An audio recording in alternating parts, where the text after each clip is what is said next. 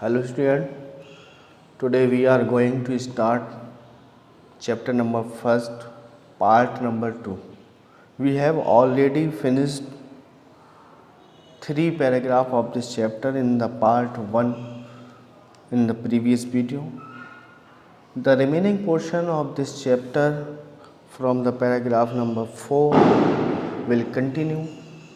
In previous video, we have already learned about the writer named Khushwant Singh, and that is an autobiography of Khushwant Singh when he was very young child, and there was his grandmother.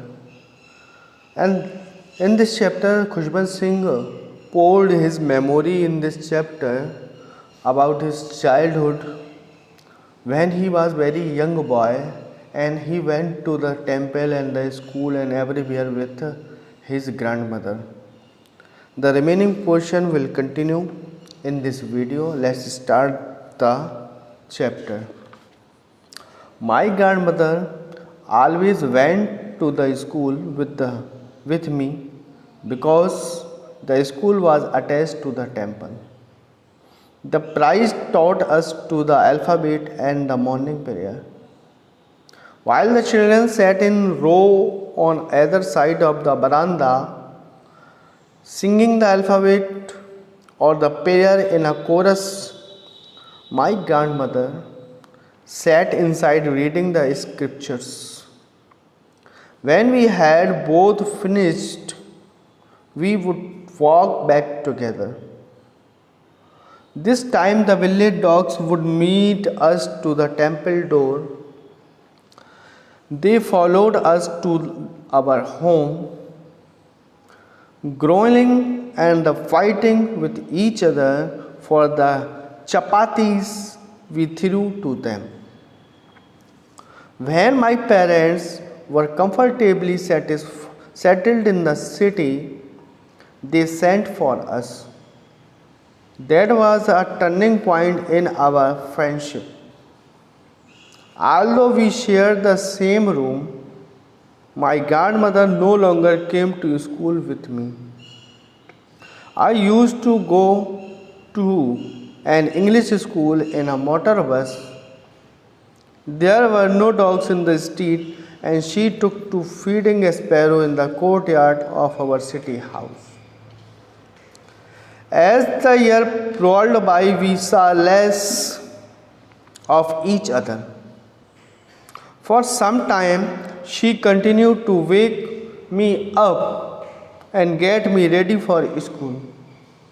When I came back, she would ask me what the teacher had taught me. I would tell her English words and little things of Western science and learning and the law of gravity, Archimedes' principle, the world being round, etc. This made her unhappy. She could not help me with my lessons. She did not believe in the things they taught at the English school and was distressed that there was no teaching about God and the scriptures. One day I announced that we were being given music lessons. She was very disturbed. To her, music had lewd associations. It was the monopoly of harlots and beggars and not meant for gentle folk. She said nothing, but her silence disapproval. She really talked to me after that. When I went up to university, I was given a room of my own. The common link of friendship was snapped. My grandmother accepted her seclusion with resignations. She rarely left her spinning wheels to talk to anyone. From sunrise to sunset, she sat by her wheel spinning and reciting prayers. Only in the afternoon, she relaxed for a while to feed the sparrow while she sat in the veranda, breaking the bread into little bites. Hundreds of little birds collected round her, creating a veritable bedlam of chirpings. Some came and perched on her legs, other on her shoulder. Some even sat on her head. She smiled but never shooed them away. It used to be the happiest half hour of the day for her. Let's explain these paragraphs. My grandmother always went to school with me. Writer Khushwant Singh कह रहे हैं कि मेरी दादी माँ हमेशा मेरे साथ स्कूल जाया करती थी।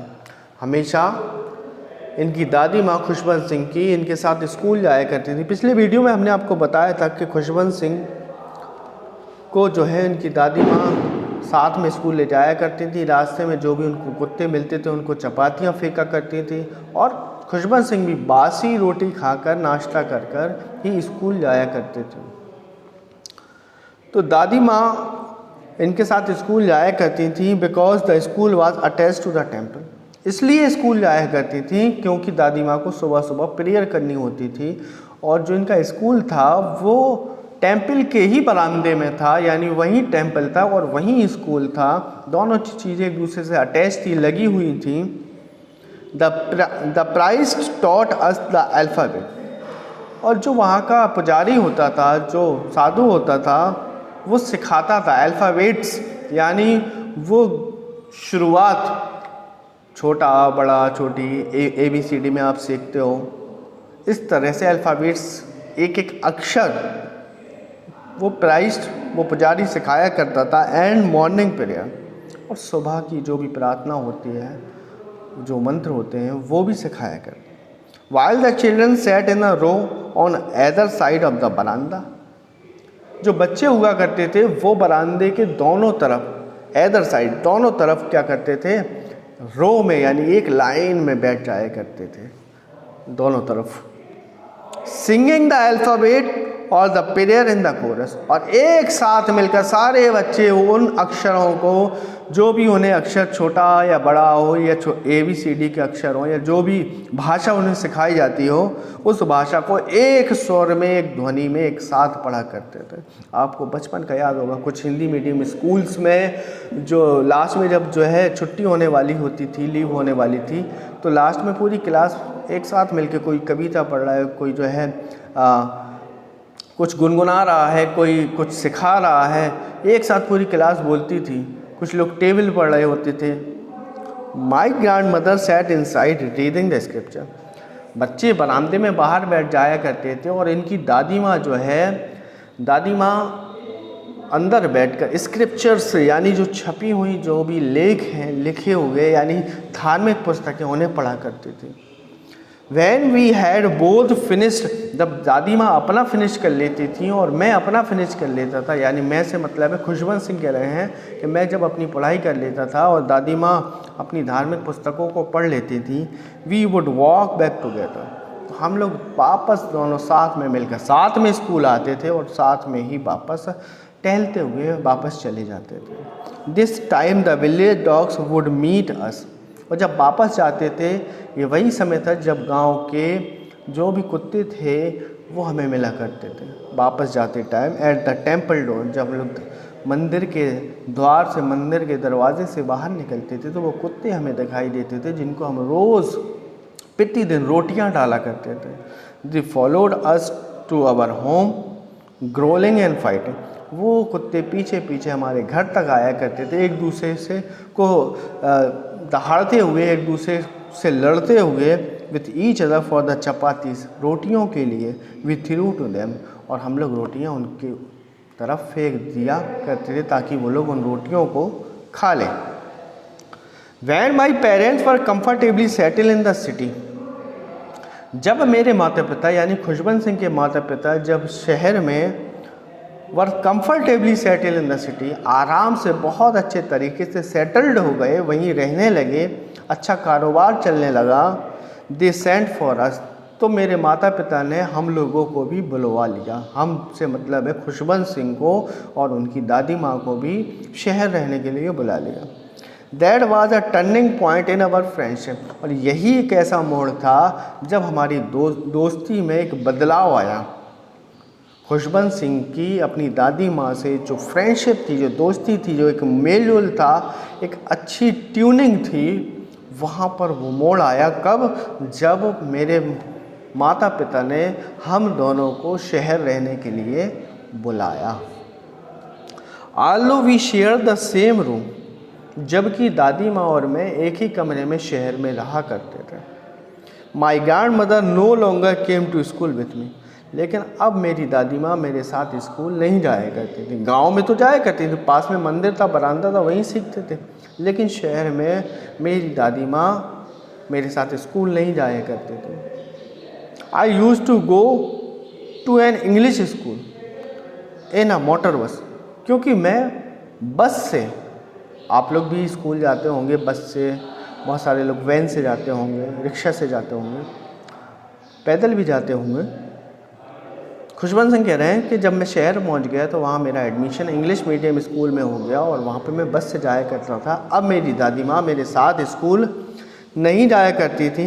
There were no dogs in the street, अब हमें रास्ते में कोई कुत्ते भी नहीं मिलते थे। गांव की जब याद आती है तो उनको याद आता है कि गांव में जब हम लोग स्कूल से यानी कि मंदिर के द्वार से जब बाहर निकलते थे तो बहुत सारे कुत्ते खड़े मिलते थे। And she took to feeding sparrow in the courtyard of our city house, तो जब वो वाली आदत छूट गई कुत्ते वाली, तो अपने शहर के जो घर था उसके आंगन में दादी माँ क्या करती थी, अब चिड़ियों को, स्पैरो को क्या है, दाना चुगाया करती थी, दाना फेंक दिया करती थी और चिड़िया आके खाया करते थे। यही उनकी दिनचर्या हो गई थी। As the years rolled by saw less of each other, वर्ष गुजरते गए और हम लोग एक दूसरे से, हम लोग की जो फ्रेंडशिप थी वो कम होती गई, यानी एक दूसरे से कम मुलाकात हो पाई।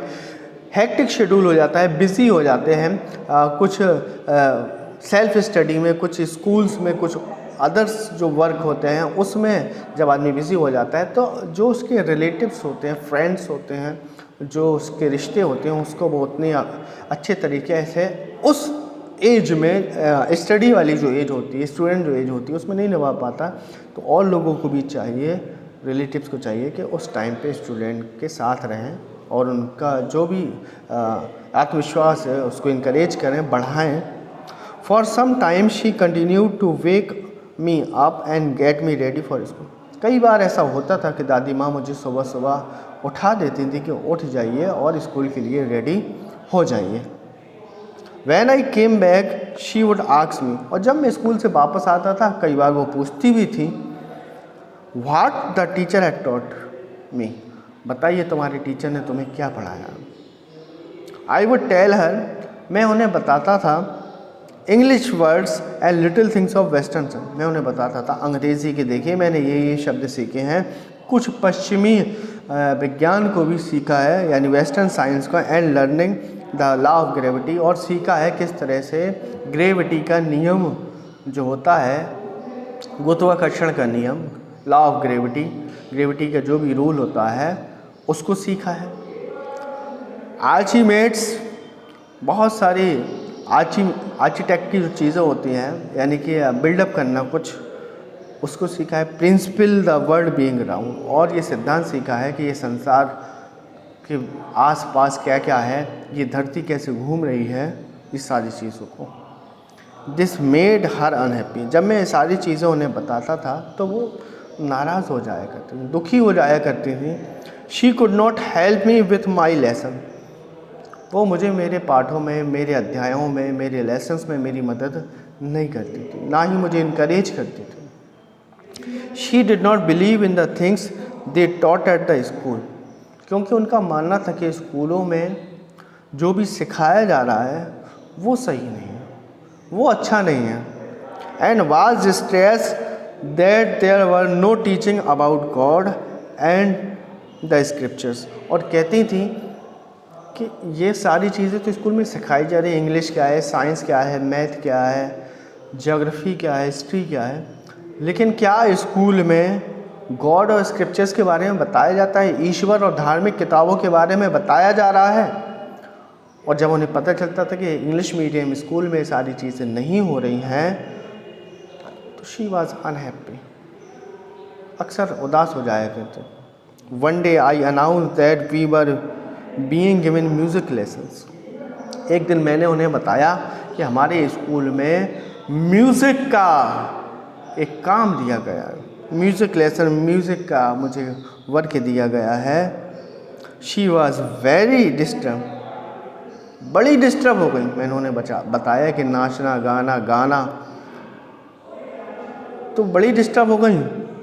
To her music had lewd association, उनका मानना था कि म्यूज़िक जीवन के लिए अच्छा नहीं है। It was the monopoly of harlots and beggars and not mean for gentle folk, उनका मानना था ये गिरे हुए लोगों का, भिखारी लोगों का, कमज़ोर लोगों का, उन लोगों का ये सब चीज़ें हैं, नाचना गाना बजाना। तुम क्या करोगे ये सब सीख के? तो वो अनहैप्पी हो जाया करती थी। उनका कहना था कि जेंटल फॉल्क यानी कि अच्छे लोगों के लिए इसका कोई लेना देना नहीं है।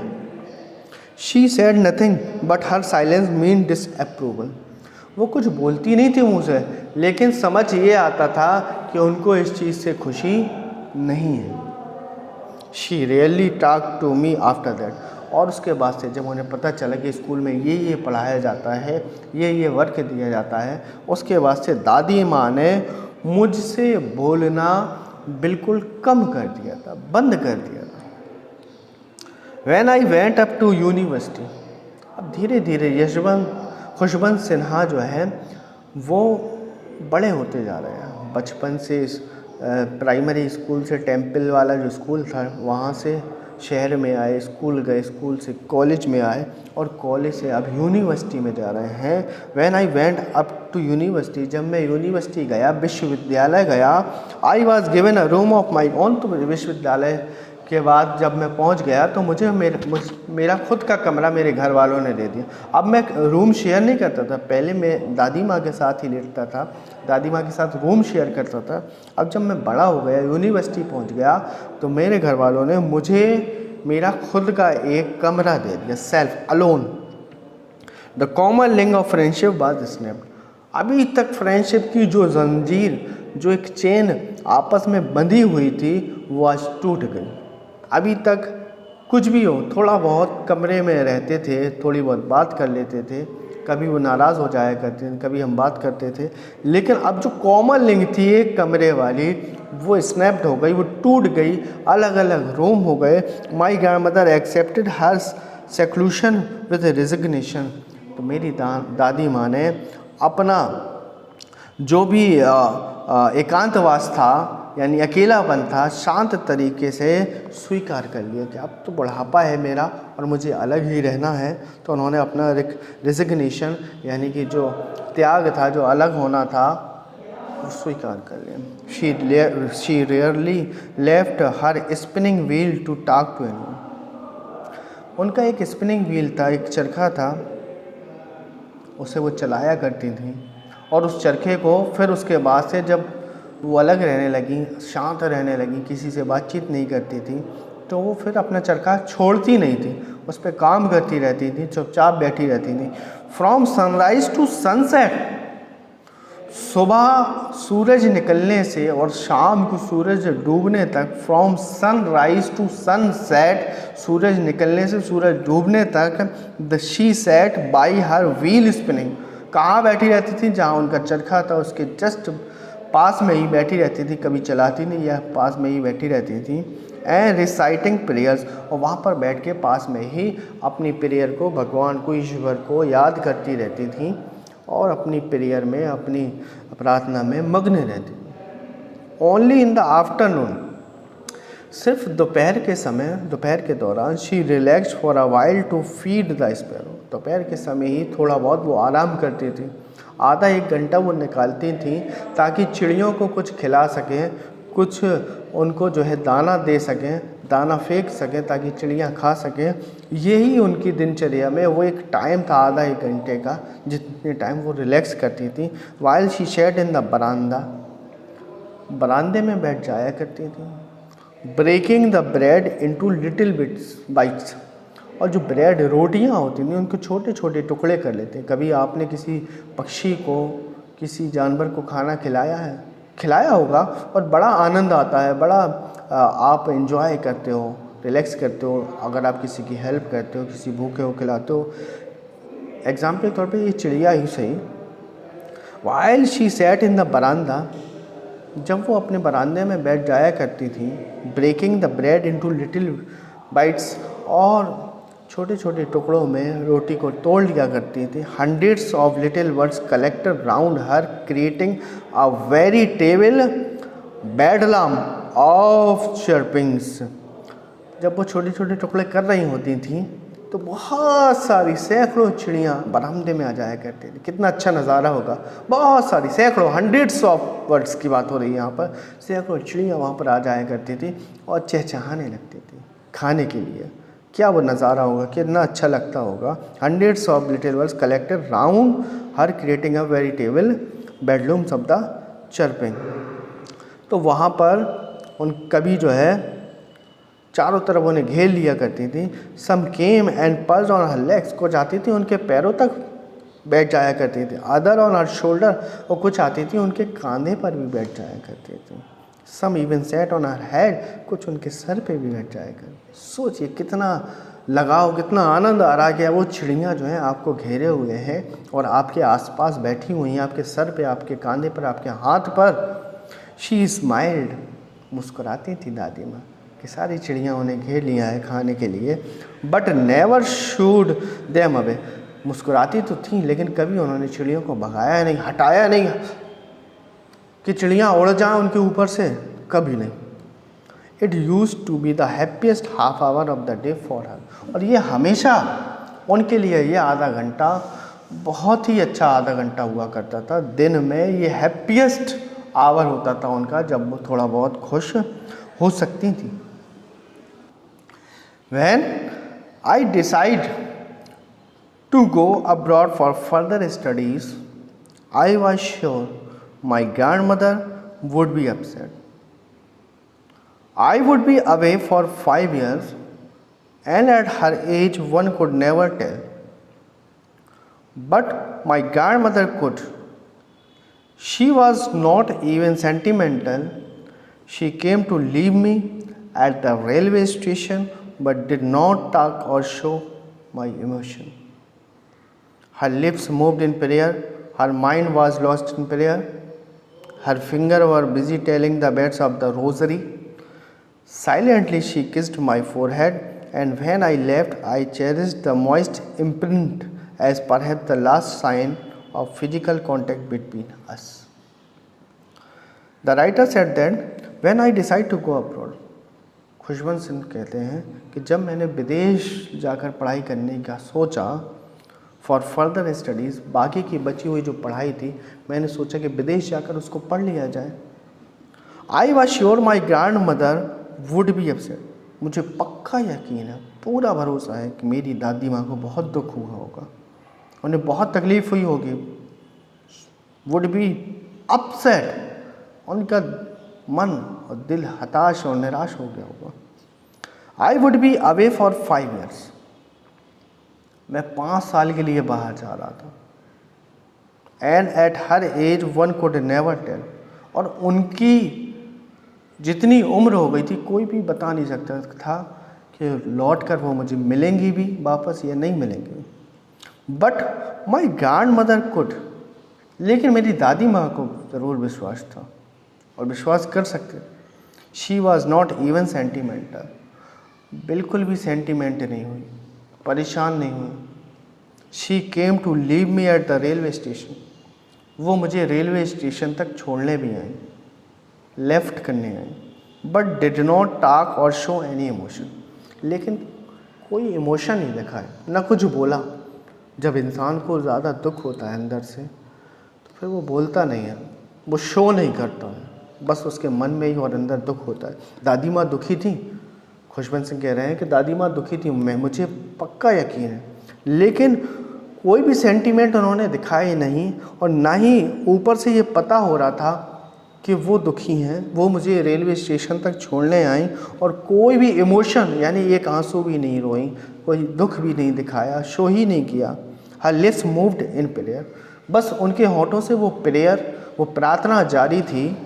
Her mind was lost in prayer, पूरा दिमाग वो प्रेयर में ही लगाती थी, प्रार्थना करने में।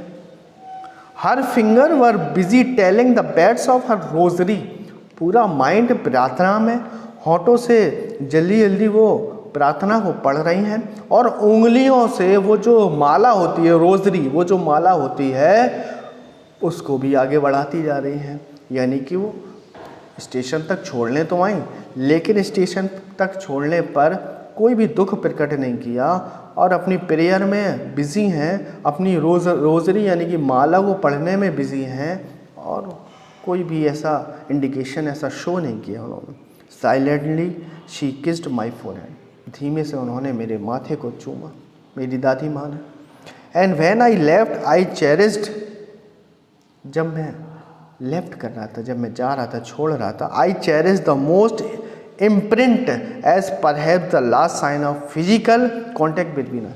जब मैं छोड़ रहा था तो मैं उनके इस किस को, उनके इस छूने को महसूस कर रहा था कि ये आखिरी निशानी है जो हम लोगों के बीच में जो कांटेक्ट था, हमारी दादी माँ से जो फ्रेंडशिप थी, ये दोस्ती थी, उस दोस्ती का ये आखिरी निशानी है। और मेरी दादी माँ ने मेरे माथे को चूमा था। तो धीरे धीरे खुशवंत सिंह प्राइमरी स्कूल से स्कूल सिटी में जाने लगे, इंग्लिश मीडियम स्कूल में जाने लगे, बस के ज़रिए जाने लगे। फिर कॉलेज गए, यूनिवर्सिटी गए। यूनिवर्सिटी जाने के बाद उनको अलग कमरा मिल गया। दादी माँ से जो फ्रेंडशिप थी वो भी टूट गई, यानी टूटने से मतलब है मोड़ आ गया, अकेलापन दादी माँ महसूस करने लगी और मैं भी जो है अकेले अपनी पढ़ाई पे ध्यान देने लगा। दादी माँ पूरे दिन में आधा एक घंटा चिड़ियों के लिए निकालती थी, चिड़ियों के लिए छोटे छोटे रोटी के टुकड़े किया करती थी। सारी चिड़ियाँ जो हैं उन्हें घेर लिया करती थी, कोई उनके सर पर, कोई उनके हेड पर, कोई उनके शोल्डर पर, कोई उनके हैंड पर, सारी चिड़ियाँ बैठी हुआ करती थी। दादी माँ कभी चिड़ियों को भगाया नहीं करती थी, बल्कि वो हमेशा स्माइल कर दिया करती थी और कभी उन्हें भगाया नहीं करती थी दादी माँ। तो धीरे धीरे इस तरह से वक्त बीतता गया, दादी माँ अपने काम में बिज़ी रहीं और जब मैं यूनिवर्सिटी जाने लगा तो दादी माँ मुझे रेलवे स्टेशन तक छोड़ने आईं। छोड़ने के बाद उन्होंने मेरे हेड को चूमा और यही हम दोनों के बीच में आखिरी कांटेक्ट था, आखिरी निशानी थी। उसके बाद दादी माँ जो है अपनी प्रेयर में बिज़ी रहीं, उन्होंने बिल्कुल भी अपना दुख प्रकट नहीं किया ताकि ये महसूस हो सके कि वो दुखी हैं। कोई भी इमोशन नहीं, कोई भी आंसू नहीं, कुछ भी नहीं। दादी माँ बिल्कुल भी मेरे लिए परेशान नहीं हुई और इस तरह से हम दोनों लोग, जब मैं यूनिवर्सिटी पढ़ने के लिए जा रहा था, अब्रॉड पढ़ने के लिए जा रहा था, तो हम दोनों लोग एक दूसरे से जुदा हो गए और अलग हो गए। That's end of the lecture today. The remaining portion will continue in the next video in part 3. Hopefully the chapter will finish in that video. I hope you like the video very much. If you have any problem, comment in the comment box. If you have very serious problem, you can come in the school to discuss this topic with us. Thank you.